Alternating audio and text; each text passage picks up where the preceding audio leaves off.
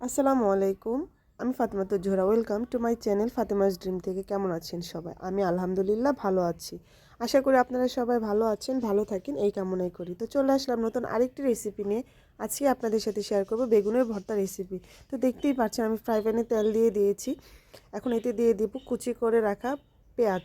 তো আমি পেঁয়াজটা সুন্দর মতো তেলে ভেজে নেব। কে কীভাবে ভর্তাটা বানান অবশ্যই আমার সাথে শেয়ার করবেন। বেগুনের ভর্তা অনেকভাবে বানানো যায়। সরাসরি আগুনে পুড়েও বানানো যায়, আপনার পানি দিয়ে সিদ্ধ করে বানানো যায়। তো আমি আজকে তেল দিয়ে ভেজে আপনাদের সাথে শেয়ার করব। জানি না কেমন লাগবে, আশা করি ভালো লাগবে। তো আমার কাছে পার্সোনালিভাবে খুব ভালো লাগে। আপনারা অবশ্যই বাড়িতে ট্রাই করে আমাকে জানাবেন যে ভর্তাটা কেমন লেগেছে।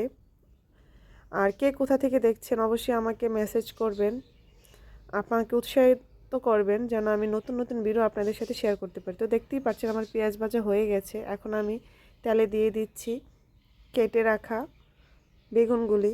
তো বেগুনটা আমি সুন্দর মতো ভেজে নেব।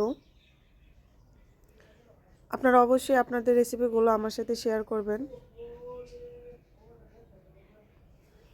এই তো দেখতে পাচ্ছেন আমি সামান্য নুনও দিয়ে দিলাম, ভালো মতো সিদ্ধ করে নেব। আলহামদুলিল্লাহ সিদ্ধ প্রায় হয়ে গেছে।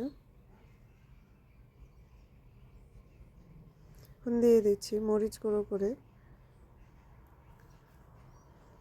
দিয়ে দিলাম ভেজে রাখা পেঁয়াজ।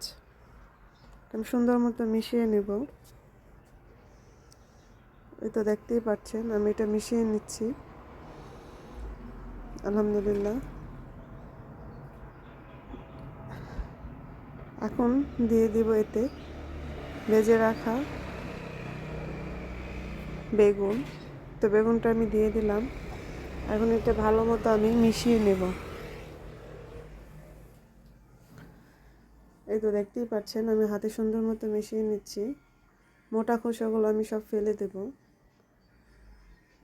আলহামদুলিল্লাহ একটু গরম ছিল তাই হাতে লাগছে। তো এখন দিয়ে দেব কেটে রাখা ধনেপাতা কুচি।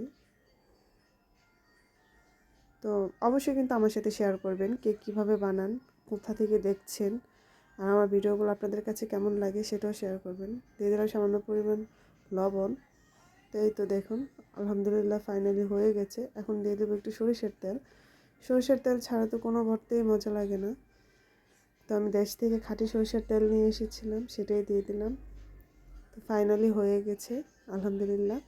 তো অবশ্যই আপনারা আমাদের সাথে শেয়ার করবেন, আর আমার রেসিপিগুলো আপনাদের কাছে কেমন লাগে অবশ্যই জানাবেন। Thanks for watching my video. আল্লাহ হাফেজ।